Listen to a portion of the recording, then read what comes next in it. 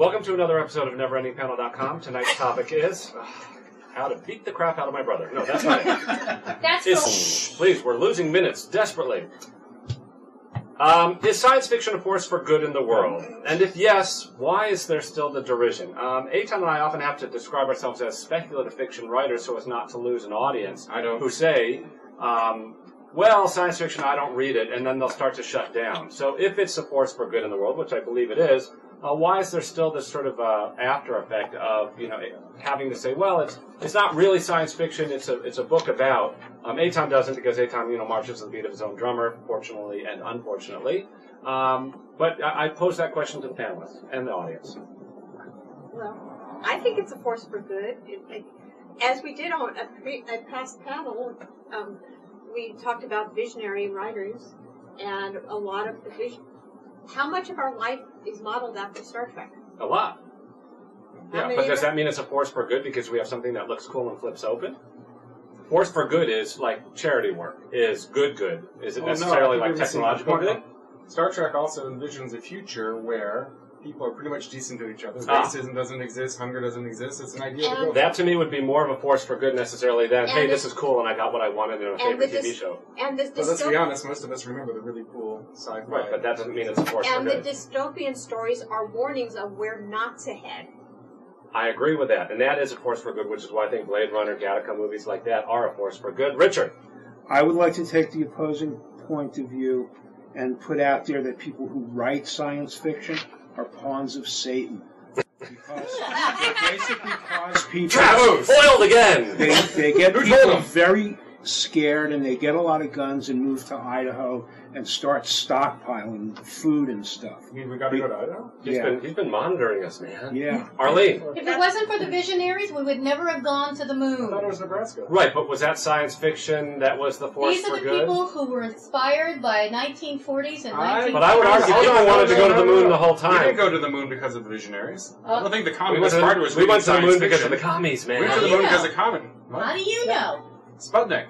We got our asses embarrassed. Sorry, we got our butts embarrassed. Hair.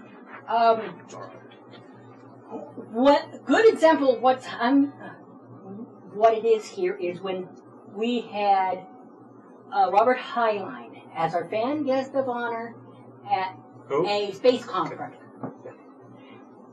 When he came into the room for the opening ceremonies, all these engineers, all the astronauts and everything, it was like God walking into the room. Doesn't mean he's a force for good, though. It means he's a great writer and very imaginative. Really, we're asking the question here, is science fiction a force for good, a la Roddenberry, a la like what Michelle said, which is that, is there a movie or a work, a fiction, that you look at and say, you know what, I'm going to change the way I think or the way I do things? Well, I believe... Art.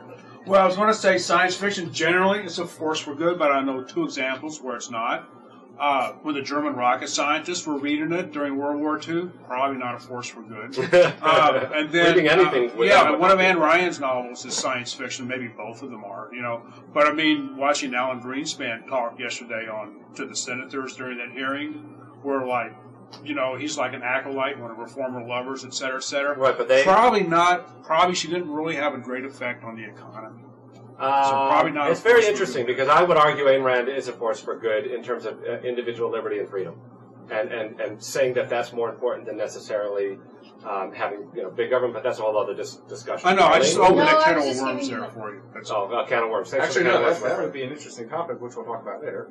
No, go ahead. No, I just said this. Ayn Rand, was she primarily fiction, science fiction writer, philosopher? But was she a force for good? I would argue yes, but I'm an objectivist, so. Okay, so again, the question gets raised: is science fiction a force for good? And if yes, how? So far, the two answers we have are yes and no. By examples, and the Roddenberry thing. Yes, Arlene. Well, it is, and I'll tell you why. Because we wouldn't have the flip phone, we wouldn't have the big screen. But those are superficial things that are neat to have. That's not necessarily good. Well, they may not have existed in the current design they're in. So is it a force for good design? It's not the panel topic. I don't mean to slap down. I'm just saying that I'm defining good very up there. Green planet, helping people out, all that kind of stuff. Art. I was saying one time when science fiction was definitely a force for evil. So we all know about Manson's connection with the Beatles song Helter Skelter and how he used it.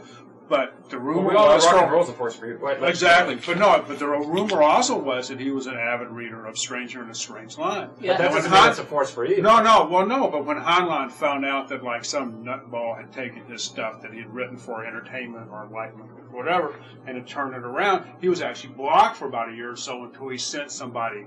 But I don't think, by the way, I don't think Heinlein ever wrote anything. Well, in later years it was for his own entertainment. But well, yeah, I know his what you stuff mean. was really his stuff really was, I believe, and he believed it was a force for good. Well, what I'm saying, the moral of the story is that no matter what you do, no matter how much good did you want it to do, or how much whatever, there's always There's possibility. always gonna be That's right. But that's the that's the sidebar kind of conversation. Again, we're asking the general big question, Marty. Yeah, science fiction, when at its best, shows what science can do, even though sometimes it goes through dark byways, is a force for good because it basically makes people think positive about science, the things you can do with science, and gets us away from superstition and other kinds of things from 2,000 years in the past. I think science fiction is a force for good, only in that it keeps a bunch of science fiction people occupied who would probably go out and cause a lot of harm in the world otherwise. Other than that, it's a force for good. All right, on that note, we would like to thank you all for being with us on this episode of NeverendingPanel.com, and that is a wrap.